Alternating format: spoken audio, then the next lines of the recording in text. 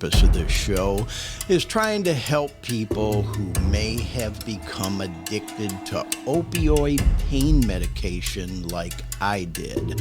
I did become the proverbial functioning addict, and they made me feel great until they didn't anymore. If we can help even one person with the information that's shared on this podcast, then it's all worth it.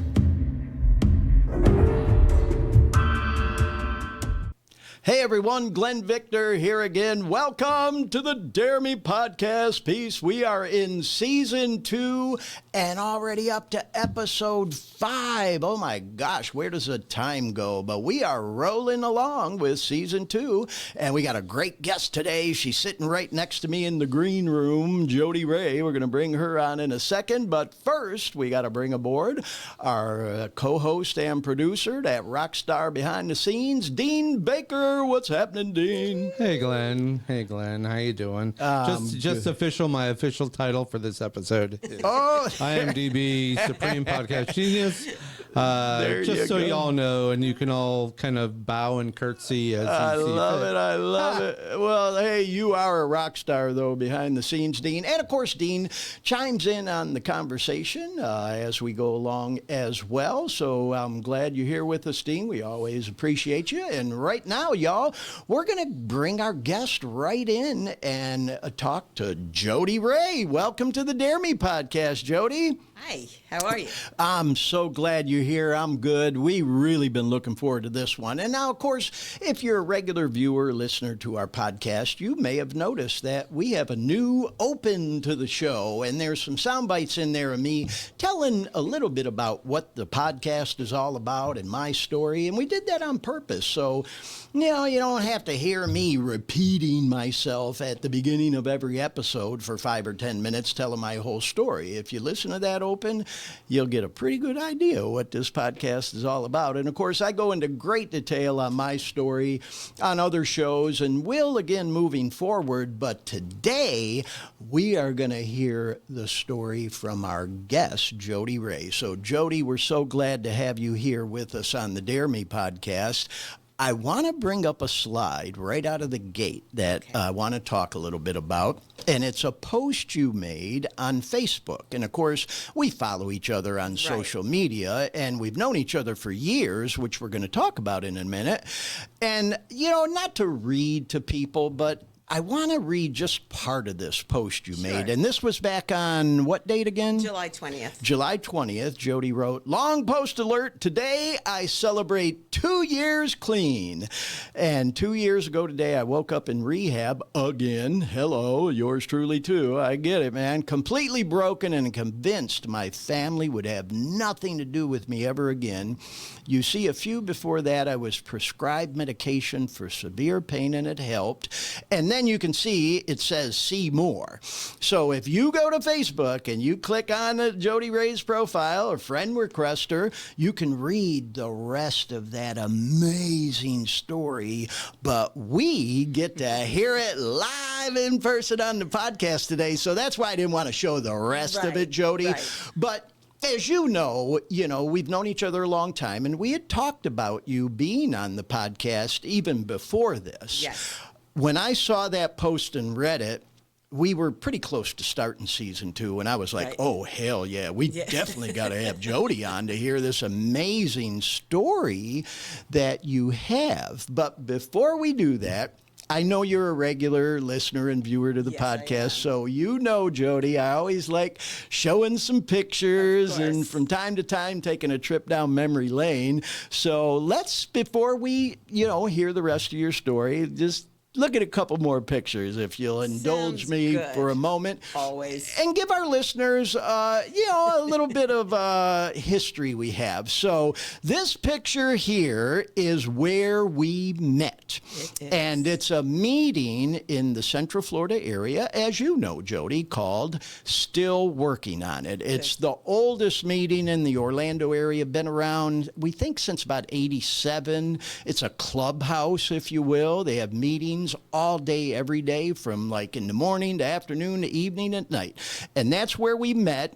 And I wanted to show this picture because of all the green chairs there. Green Chair Nation. And you came up with that phrase. Jodie is famously known in the Central Florida area for talking about what we call the Green Chair Nation, right?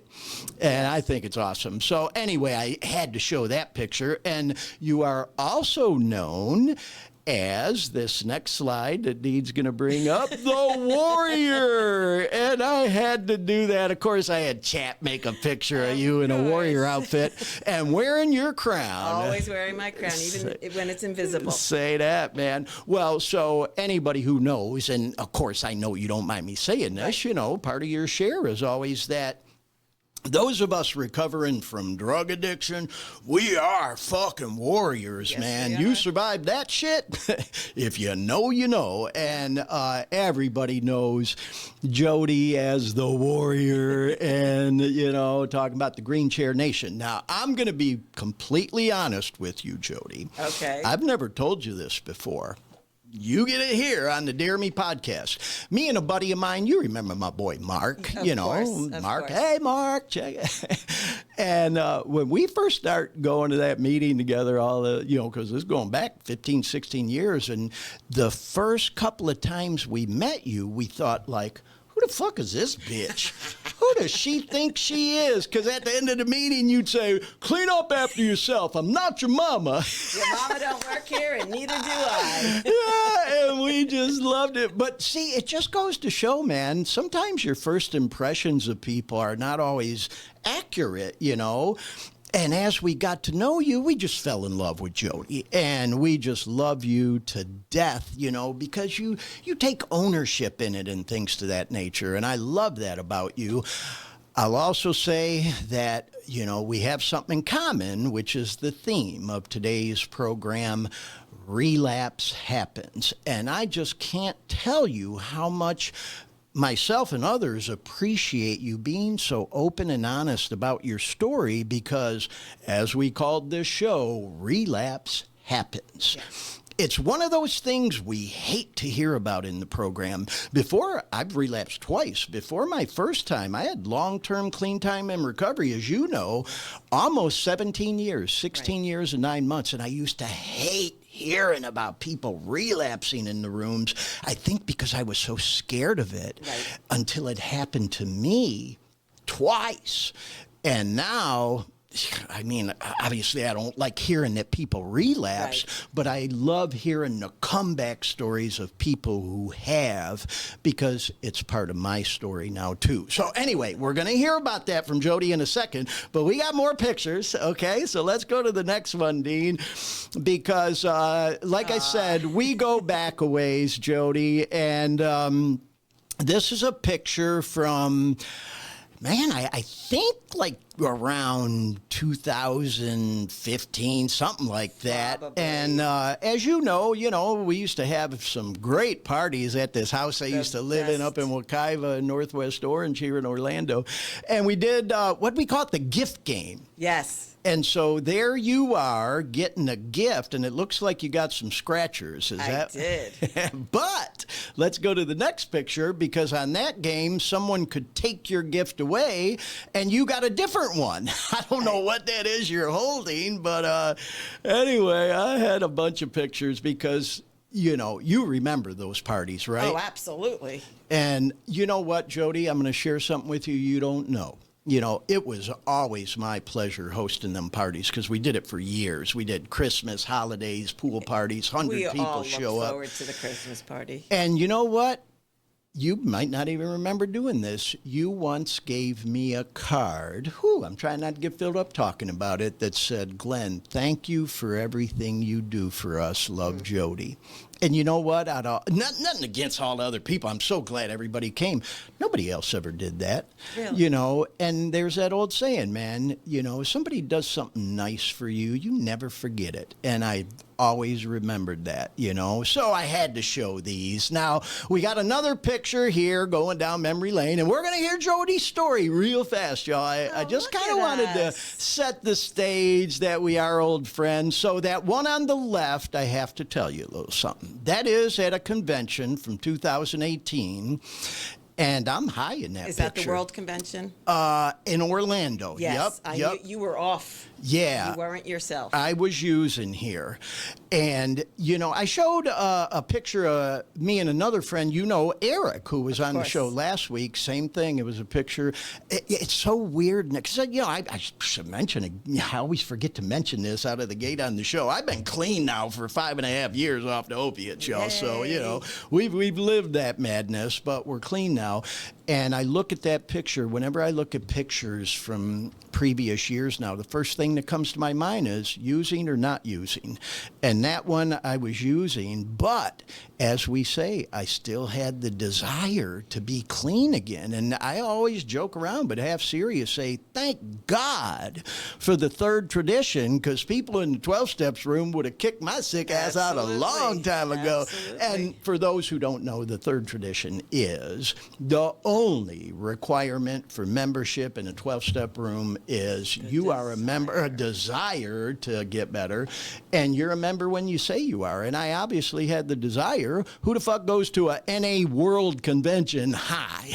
Right. I never thought in a million years that would happen to me, but it did. Now, the picture on the right, we're both clean. Yes. And that was recent. That was just last November at the Thanksgiving get-together at Swoey. So anyway, y'all, I just thought I'd talk about that because we have a lot of people who just listen, on Spotify and SoundCloud and all that. But for our YouTube viewers, you can see the picture. And that one is one of my favorite pictures. You can tell I'm just so happy to see you because we hadn't seen each other in a while. So anyway, that's that. Dean, I don't even remember what our next slide is. Let's just bring it up. Oh. Okay. This is where we're going to go into your story, Jodie. Okay. And I hate showing this pic, but we talked about it, and this leads into the story. It's very... I hate using the word trendy, but it is kind of trendy now in the recovery community for people to show before and after pictures. And just so you don't feel alone, Jodie, I'm going to show mine later in the show. Okay. But you posted this picture on that Facebook post we talked about of how you looked before you got clean this time, and then we can't leave it on that, Dean. We got to show the after picture too, and that's the one I love. There's the princess with her crown on, and with all that said, Jodie, tell us your story and what happened. Whatever you feel comfortable talking with us about. I was adopted at birth. I was given up by a girl that was in her young teens in the 70s. I went to a wonderful family. Unfortunately, with adoption, there comes, abandonment issues and everything else that goes along with that. And I was always looking for my place to belong. I truly believe that God knew what he was doing when he picked my family out for me. The powers that be, the forces that be, whatever you want to call it. The great creator, yeah. The great ancestors, with anything that you want to call it, I ended up with the family I was supposed to be with. I was always looking to belong, and it started like pretty much everyone, middle Social, school, smoking cigarettes, Gonna with be the cool kids. Yeah, Yes. I get it. And then somewhere between 8th and 9th grade, the weed crept in. Yep. And, and look, let me just say this. I loved getting high. Yeah. I did not love the consequences. Say that, man. I did not love the consequences. And I went through high school partying, drinking, smoking, a little coke here and there. And then when I went away to college, and that was a whole shit show. Long story short, my electric blanket shorted out, my room caught on fire, and I came home. And I went back into my same lifestyle, but college was the first time I was away from home, and I just went balls out. There was no one telling me that I was doing anything wrong, and and I was dating somebody at that time who was 21. So, anytime we went out, I was drinking off of his drink, so, Sure. I mean, there always had to be something involved. Yep. There always had to be something. When I came back, I got my wisdom teeth pulled, and I was introduced to opiates for the first time. Yep, and that's a common way people are with teeth problems. Right, at the dentist. and also, my friends at the time were also getting introduced to pills. I did not know pills really, had, really existed until I was about, 18, 19. I had heard about them, Yeah, but of course. And I got my wisdom teeth pulled. And after I got my wisdom teeth pulled, I kept taking them because I liked the way they made me feel. Yeah. I mean, it would get rid of my pain like that and then put me in a better mood. Yeah. And at that time, also, when I was 19, I met my first husband who, I have to say, rest in peace. He passed away about 5 years ago, but we were together 20 years, and we were both active addicts.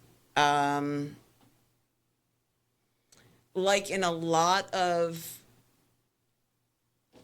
addict relationships, there was domestic violence. Right. I used to say, I caused the anger. But I did this. He beat me up, but I did this. He punched me in the face while I was sleeping, but I had done this to piss him off. Or, he kicked me with a steel toe boot, but I did this. And, it took me a long time in the program doing step work to understand that two things can coexist at the same time. I caused the anger. However, I was not responsible for the way he chose to handle that anger. So that's on him, not on me. And for anybody else who's in that situation, it's not on you. No matter what you do, the other party has a decision on how they want to act. And probably because he was using and drinking the same, he had no control over his anger. And, things got really bad.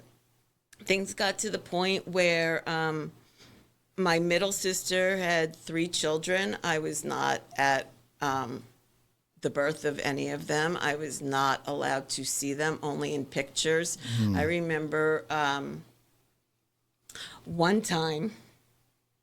See, you don't usually see me get emotional. No. This is raw. I appreciate you being so open. I remember one time she was coming down to visit my parents, and her and her family had lived up here in Orlando. I was still down in the Fort Lauderdale, Coral Springs area. And I said, can I just drive by and see them through the window of the car? Yep.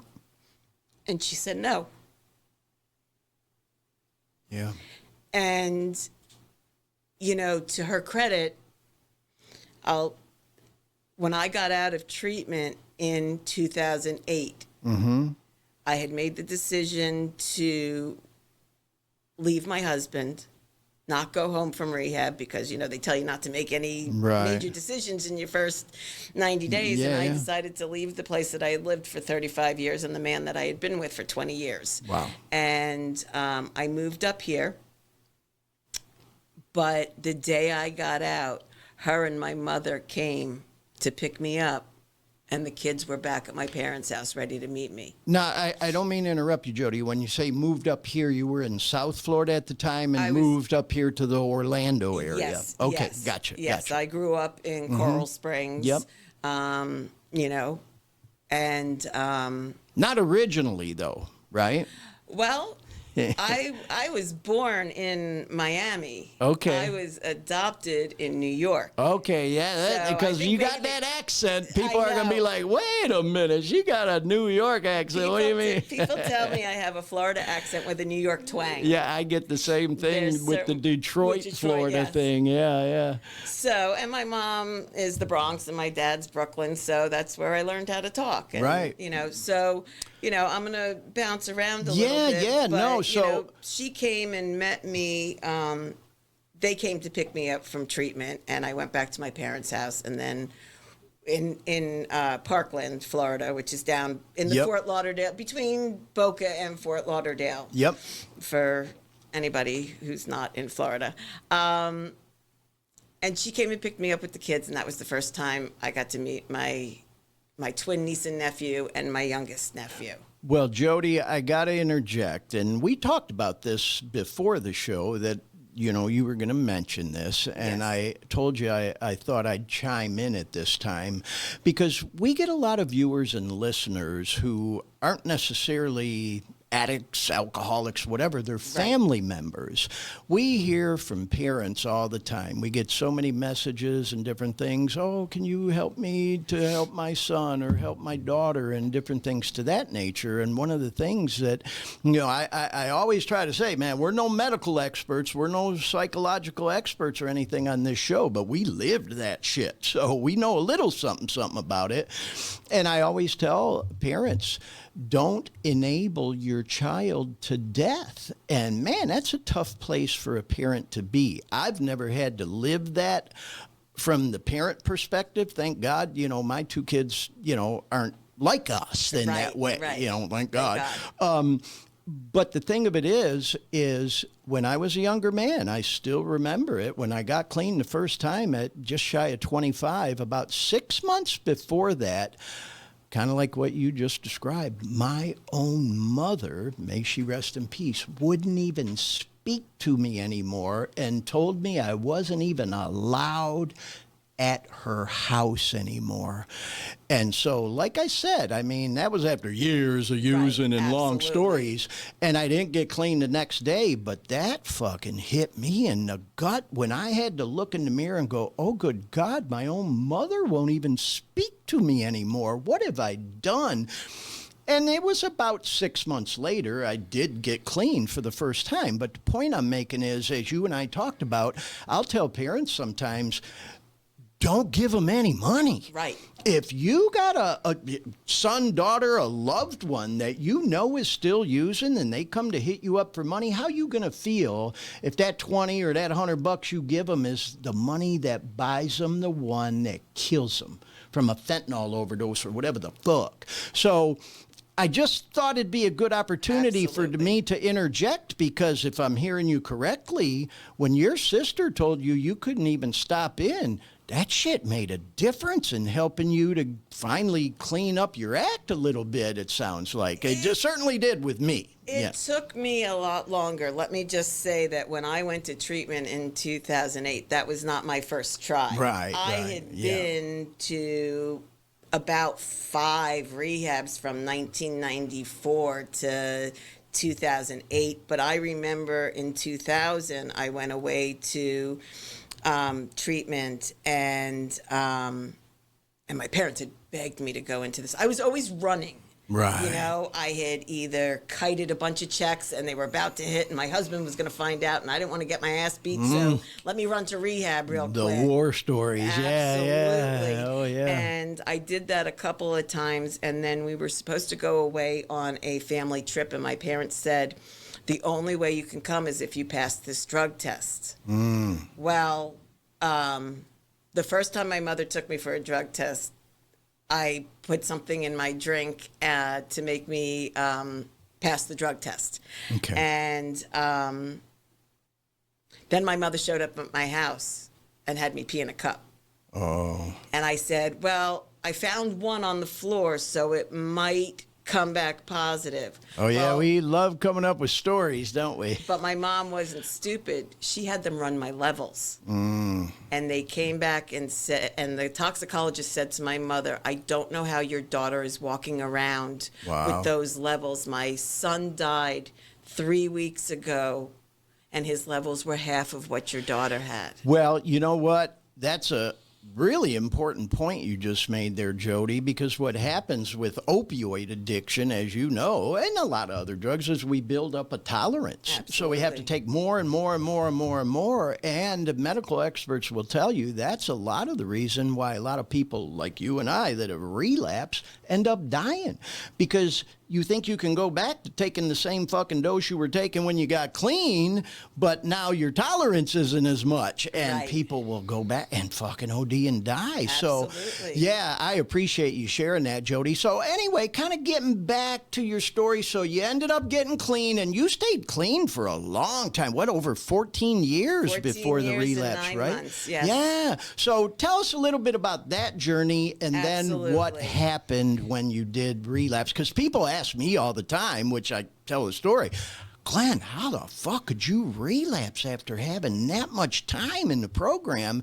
And, you know, I can tell that story, but we want to hear yours today. So take us on that journey, if you would. So, you know how I said I loved getting high. I got so involved in the program in 2008 when I first moved up here.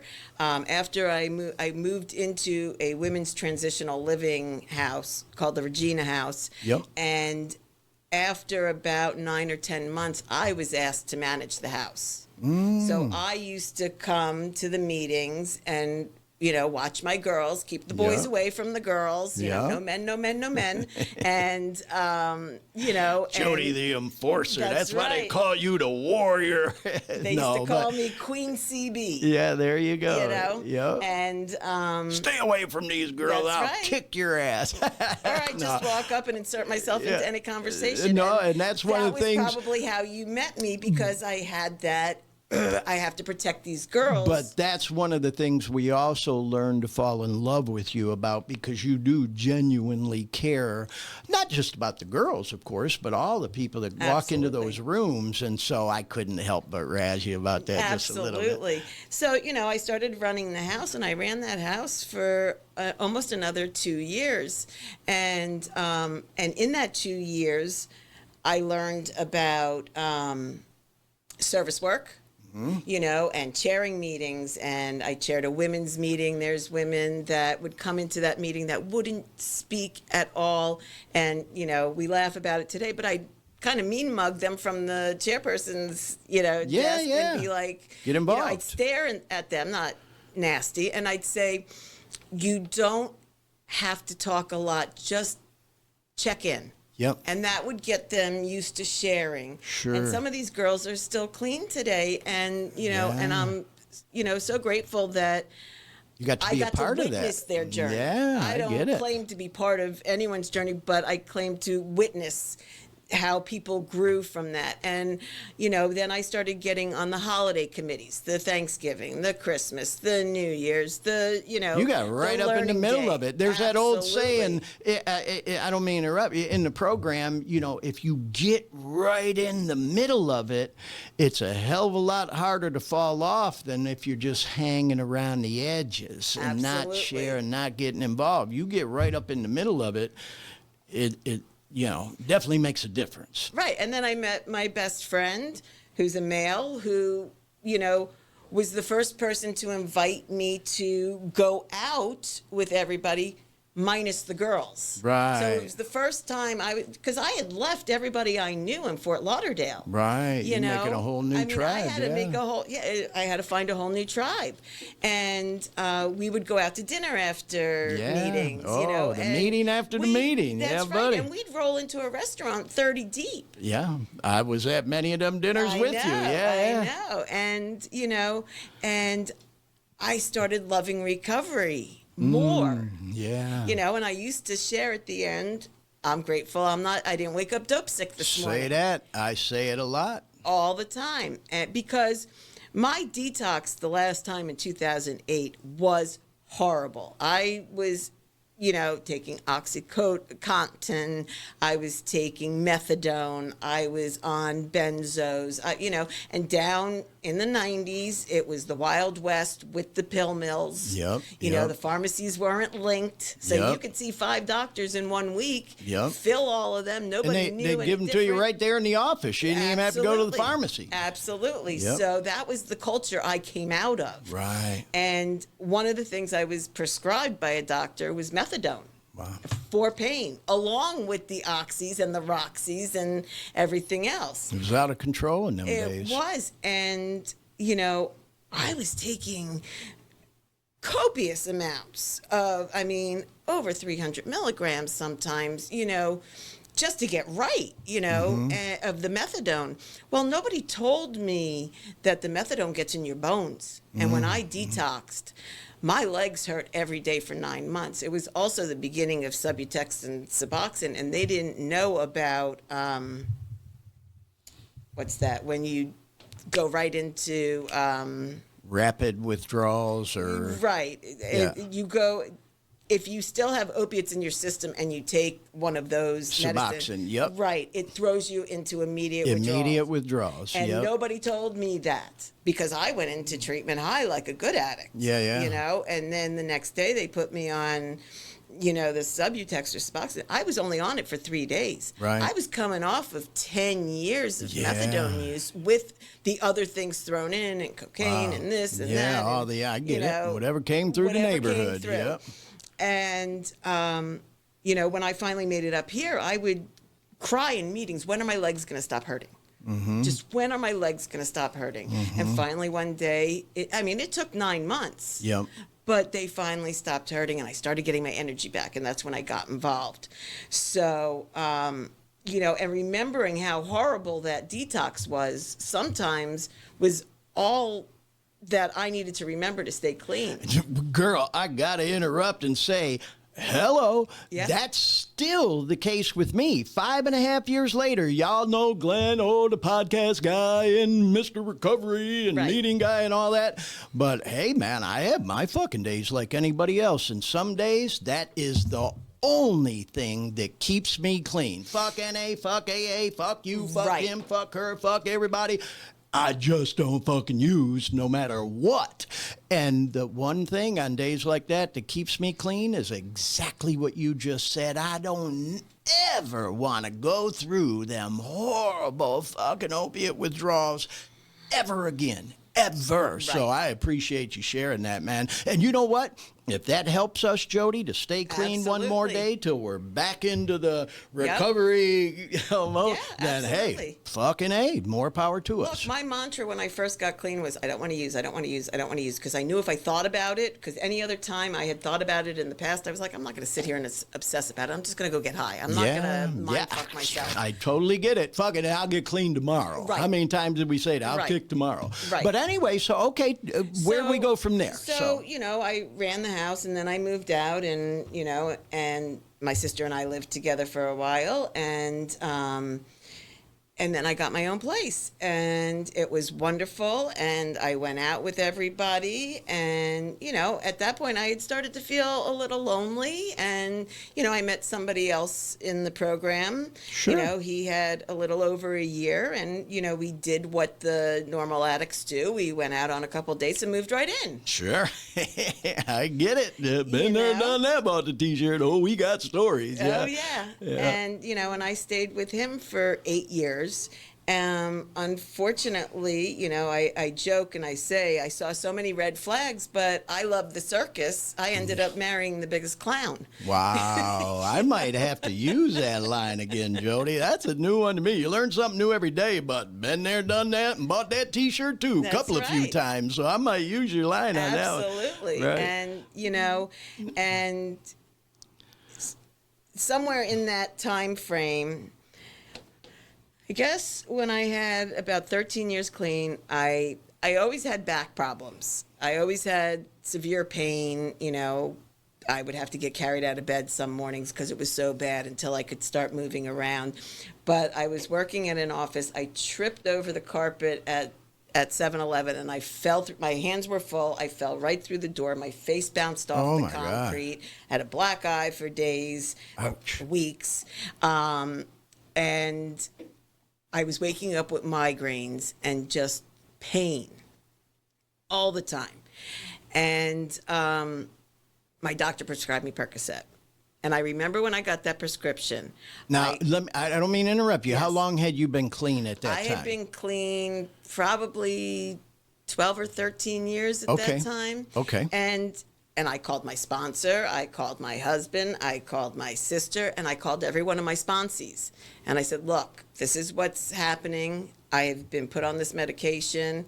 If you start noticing something hinky, please call me out. I thought I covered all my bases. And if I may interject, Jodie, Yes. and I'm sorry to interrupt your chain of thought, but we do get a lot of viewers and listeners who tune in for the very first time. We got our regulars, and we love y'all. We also get new people every week. Right. And so people will wonder sometimes, well, if you're an addict and you're involved in a 12-step group, whether it's NAA, by the way, we ain't no representatives, y'all, Right. but we can damn sure tell our story, and That's it's right. part of it.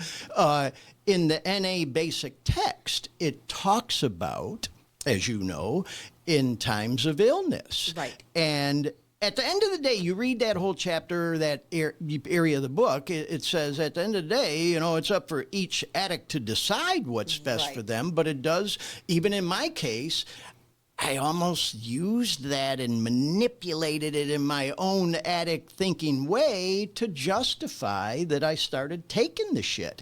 But it does talk in the book that there are times where we Right. have legitimate pain issues. It's prescribed by a doctor. If we take it as prescribed and all, then that's a decision you may or may not want to make. It's up to each person to decide. Right. So I just thought it was a good opportunity for us to Absolutely. clarify that a little bit. For people who are addicts and in recovery, life shows up, man. Shit like this happens, and those are big decisions to make. And unfortunately for me and Jodie, we chose to use it for our pain, and it fucking got carried away. It's a slippery slope, man, and a tough choice for people in recovery to have to make. So again, Jodie, all the more reason I appreciate you sharing Well, with us. thank So you. then what happened? Well, and to what you were just saying, there are people in my family who are like, okay, well, you started using that day. And I'm like, no, I didn't. It's when I started abusing is when the relapse started, but they don't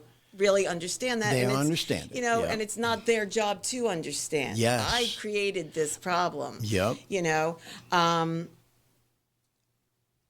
So you got the I script got to and the you start point, taking them. and I was taking half, just to bump up a title. Now I'm not going to get into the whole we don't need to nitty-gritty, hear but it. We know how to it use, stayed. yeah. And then there was a point where I was like, "Fuck, I've become dependent upon these, Oh, that moment. and that I'm not day. even getting high." Yeah, it And I'm sucks. like, how am I going to explain to my family that I need help getting off of these? I was ashamed. Yes, I get it.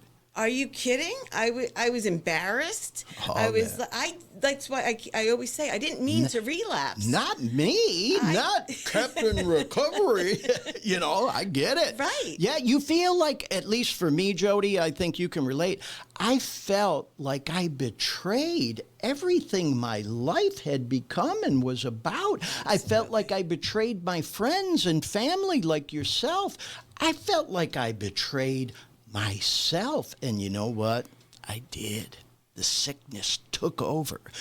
And I can Absolutely. relate to you saying that. I appreciate Absolutely. you sharing that. Yeah. And and then in that time period, I was starting the proceeds of a divorce. Turns out Yeah, I know this the big part red of the story is flag coming holder. up. Yeah. I'm not going to get into the nitty gritty, but there was a lot of psychological stuff that went on in the relationship. in the marriage. relationship, in the marriage, Yep. and it was so twisted. And we had gotten to a point, and we split up, and because he had COVID, and then I moved out, and then. I don't know what happened, but part of his story is that he told people that he was dying of stage 4 cancer. He looked like it, and it turns out that he died of fentanyl poisoning. That's what I call it, because I think he started mistaking his Adderall. And when I got the autopsy report back, it said intoxication due to alcohol, amphetamines, and fentanyl. So, and I know what kind of a user he was. I don't think that he knowingly, I could be wrong, but I think he may have gotten some counterfeit some medication. fentanyl-laced pills off the street. He bought some Adderall off the street because he had lost a whole bunch of weight. He looked sick. So that's why he was able to pass that game off. I know this story already, Right. Jodie. I know what happened, who you're talking about, and I know it's raw and sensitive for you, so I appreciate you going down this road with us. So, yeah, man, it was horrible hearing about, him ODing and dying. And so then what happened? Well, before he passed away, he would start showing up at meetings. He had a tracker on me, whether he was tracking my phone, my car, and he would start showing up everywhere I was. New job, he showed up. Meetings, I'd be sitting in there, and then all of a sudden he'd come walking out. I'd have to have people walking me out to my car because I was that fearful, because he was that twisted at that point. Yeah, scary. And then he passed away. I believe it was May. And in July of that year, we went away for a family vacation. And, I was still taking my Percocet as directed, and I fell and I broke my ribs. Mm-hmm. And they were like, "Do you want to go to the hospital?" "No, I have pain medicine here. I'm fine." And what do you do for a broken rib? There ain't much they can do. And for the first time, I took them too close together, and I got that opiate buzz, and I was like, "Oh, wait a second. I remember this. It's like visiting an old friend." Exactly. I get it. And I was like, you know what? I'm not going to do it again. And I waited a couple weeks. And, and I just, look, I stopped going to meetings because he was following me around. I backed off from meetings. That is the biggest reason why I relapsed. I was not connected. Yes, all of my friends were in NA. But I wasn't being honest with them. And so I abused, and I turned into a junkie just like that. When I started taking them, my mother had waited 15 years. It's okay. To give my grandmother's jewelry to us. And I sold a lot of that. And they had to buy it back. It happened one day. Well, at least they were able to buy it back. Sometimes they can't. There were pieces that they weren't able to. Yeah. And I was borrowing money from everybody. I was driving Uber. I was robbing Peter to pay Paul, and this and that. And it just became so much. And everything around me, but I still thought that I was holding it together because I was talking to 3 addicts a day. Yeah. But I wasn't being honest, and I wasn't going to meetings. And I wasn't utilizing my sponsor.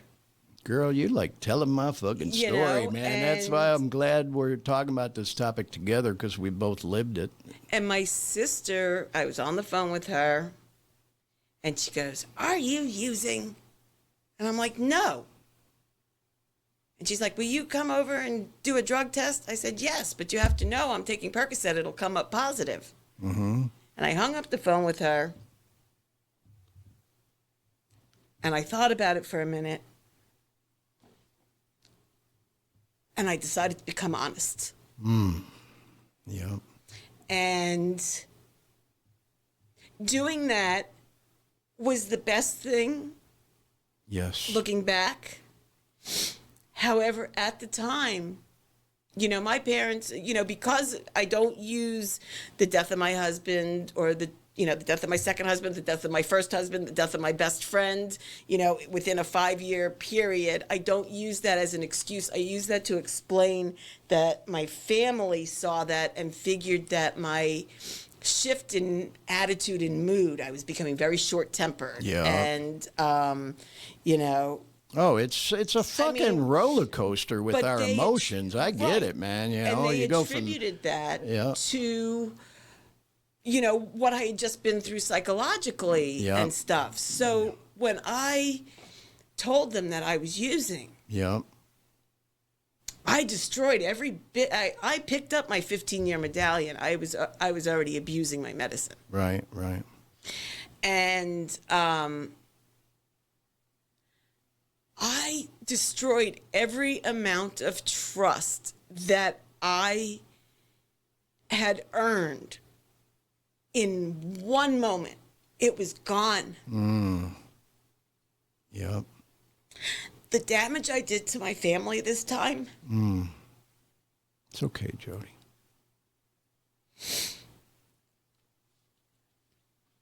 I couldn't, the first time so I decided to come to rehab. One of my sponsees drove me to rehab. Right. That, then, I only told a handful of people I was leaving. Right. So you made the decision yourself. It wasn't like an intervention and people tried to talk you into going. You knew After that you were phone call fucking with up. my sister, I called my mother because, I get it was it. that question, it was that moment. And I've thanked my sister since then. Right. So you go to rehab, and then what happened? Like you said, the circus started. No, I'm kidding.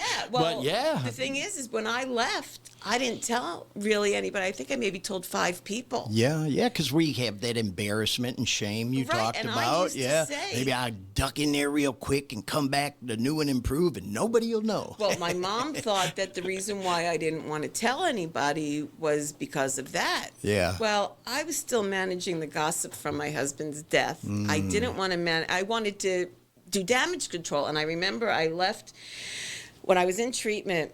My mother, when I was finally able to come have visits, my mother came to visit me, and I thought both my parents were going to come. And she looked at me and said, "Your father didn't come because he's still too angry. Yeah. He can't look at you right now." And that ripped my heart out. Yeah. And the thought of not being part of that family. This is going to be the first time some people see me cry. That's okay, Jodie. But, just for whatever it's worth, I cry on this show on and off all the time. You always People cry, tell me, Glenn. they say, "Oh, Glenn, you're going to become known as the crier." But I say this a lot, but I want to give you your moment, of course. Yes. I'll also say, Jodie, I say it a lot on here. I'm going to say it again right now. I don't give a fuck. There's good news and not so good news when we get clean. Fucking feelings. Good news, your feelings and emotions come back. The not so good news, the feelings and emotions come back. So I can't thank you enough for digging as deep into this story as you are and sharing your raw feelings about it with us. This is fucking amazing. So the turnaround started, the comeback story. Yes. That's what we want to hear now. So what happened when I got then? out of treatment, well, before I got out of treatment, and I went to my sisters and everything, and I said, "You've been through this with me now 7 times, you know? Right. I'm not going to ask you to forgive me. I'm not going to apologize. I'm just going to ask you for the grace to let me show you, because actions, I can give you the lip service all day long, but my actions have to back that up." I still had recovery in my brain. I knew that I wasn't starting over from scratch. I knew I was starting over from experience. Thank you for saying that. Thank you for saying that. You know, there's that old saying, I know you've heard it before, once you have NA in you and you've been around, going back out and using, it ain't never the same because you know you're fucking up. You know, Right. I totally get that. Absolutely. Yep. So I had told my counselor, I said, when I go back, I'm going to go back and tell everybody. I said, I will go to the first meeting the day I get home, I promise. Well, lo and behold, I come home on a Sunday. And I forgot that Still Working on It had started having medallion meetings every Sunday. Yeah, and So- I'm sorry to interrupt you, but again, for people who don't know, a medallion meeting, you know, and they do this at a lot of meetings around the country and the world, where one night out of the week, often Sunday nights, it's just for people celebrating. Well, anybody can come, but the meeting is all about celebrating people who reached a milestone during that month, whether it's a year clean, 2, 10, 20, 30, whatever the fuck. And somebody will come up, say a few things about them, then the person comes up, they give them a nice shiny medallion with whatever number of years of Right. clean they have, then they talk for a little bit. It's very, very moving and emotional. So anyway, for anybody who may be new and isn't familiar, that's what Jodie's talking about, medallion night. And that, Still Working on It, was at Meeting Clubhouse we talked Right. about earlier in the show. So Right. you show up there, I right? show up there on medallion night, and it's one of those packed house scenes where they have to add chairs. Yeah. And they get to the part, is there anybody celebrating 30 days or less or just coming back? Yeah. Oh, man. Yeah. And I had to raise my hand.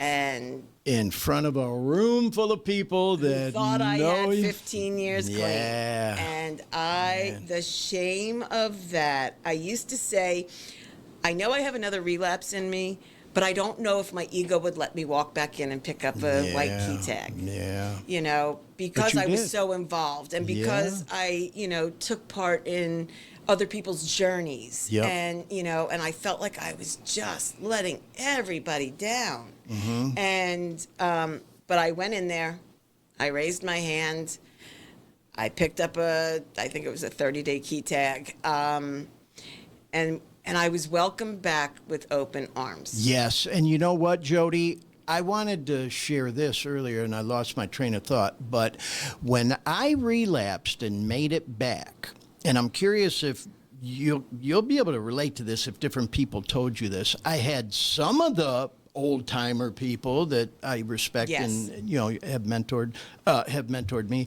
would say, "Damn, Glenn, quit being so hard on yourself, man. You like you said, you still got all that knowledge and wisdom from all them years of you being involved. You just pick yourself up and get right back in the race there. You didn't lose all that." Then I had other people with the tough love approach saying, "Glenn, you're lucky you didn't fucking die out there. Right. You need to take this shit with the urgency of a newcomer again and get right back in there involved." Now, for me, I kind of found my place somewhere in the middle of that, but when you said, I know I never lost all that knowledge and wisdom. Of course I have that still. But obviously something was missing in our programs, Jodie, because we fucking relapsed. And we have stories that kind of explain why and how it got out of control. Thank God we survived it and we're still alive. And there's a place in our basic text, in the NA basic text, where it says sometimes that relapse is what it takes to jolt people like us into reality and go, "Oh my God, they weren't fucking kidding. This shit ain't no joke. I fucking went back and it got worse." So anyway, I didn't mean to steal your thunder, but I thought it was important to say that. Before I went into treatment, I was on a 12-step call. Wow. And the girl went to treatment. Unfortunately, she passed away because she decided to use again. Yeah. And, and we've lost so many people over the years. Oh, man. You and I both, we could sit here and start checking names. Yeah, I mean, the joke is when you come to the rooms of AA, NA, whatever fucking A you whatever. go to. Yeah. You buy a suit because you're going to go to a lot of weddings and a lot of funerals. Yeah, isn't that true? And, that's the sad part of it is the people that die. And that's the purpose of this whole fucking show. As you know, Jodie, we're just, and you know what? We're just trying to help even one person, and we know we have. And in fact, I got to bring it up. You and I were chatting a little bit earlier. This was the first time I thought to myself, oh, we got to get Jodie on the show. During the first season, I don't remember which episode it was, 35, whatever the fuck, you chimed in the live chat. Yep. And we had a caller. We were live on that show, a young guy, 20-something, looking for treatment, who was being open and honest with us in the chat that he was in opiate withdrawals and trying to kick and struggling and all this other stuff. And we were ready to wrap up the show when he jumped on, and we ended up going another half hour. And I can't thank you enough for what you did to help that young guy. And by the way, him and I still communicate to this day. That's fantastic. He's having some struggles, but he's out there fighting a good fight. Seed. Yes, we did, didn't we? That's the good thing. Yes, and you know what? So, Jodie, you brought us to the point of you making it back alive, and now how long? 2 years and a couple of days. Fuck yeah, man, we do recover. Yes, and you know what? There's a saying around the rooms that I love, Jodie. We don't leave our wounded behind. And as an old friend of mine said, if you know somebody from around the rooms that relapsed, maybe give them a call.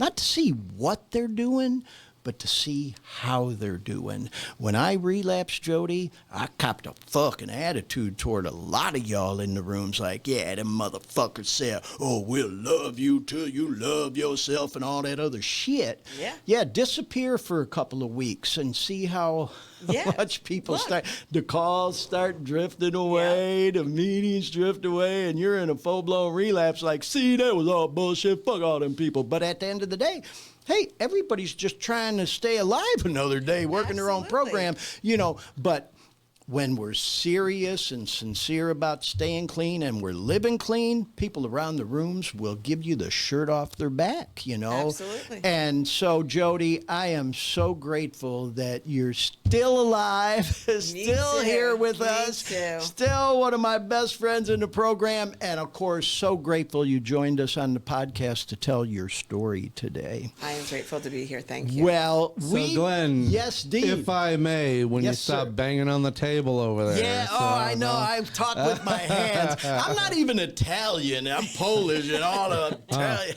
My ears are about... Sorry about that, Dean. I heard something. No, I'm jumping in because I remember hearing something, a couple things. One thing you said, Glenn, about... it'll come to me. But did the thought ever... You both have some handful of relapses between the two of you. Do you go into a relapse justifying, I'm smarter because I've been there. I think I can relapse. Do you justify that? Do you? Oh, yeah, I'll control it this time. I can survive this relapse. Oh, I can control it now. Yeah. But, other than the hot dose of fentanyl that's killing people. And then you, yes, Glenn, you said something about, man, it just flew out of my head again. But you said something about the people that come out. They think, well, I could take that dose I used to take after so much relapse. Yeah, your tolerance, and then they die. But clearly, that isn't a justification. If I were smart, there are people that I've known over the years that we'll call them accomplished drinkers. Right.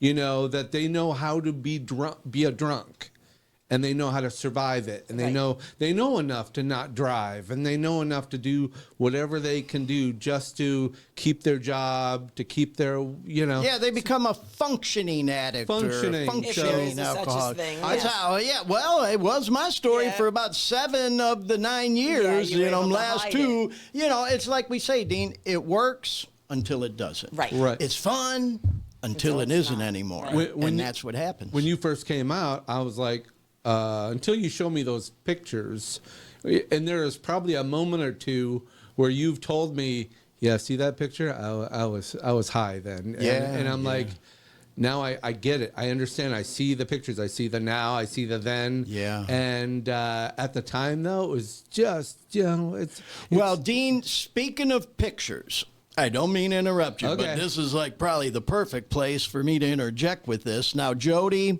I mentioned earlier in the show, we showed your before and after pictures. Absolutely. And I can't tell you how much I appreciate you showing them. It makes a big difference when people see that. I believe it gives them hope.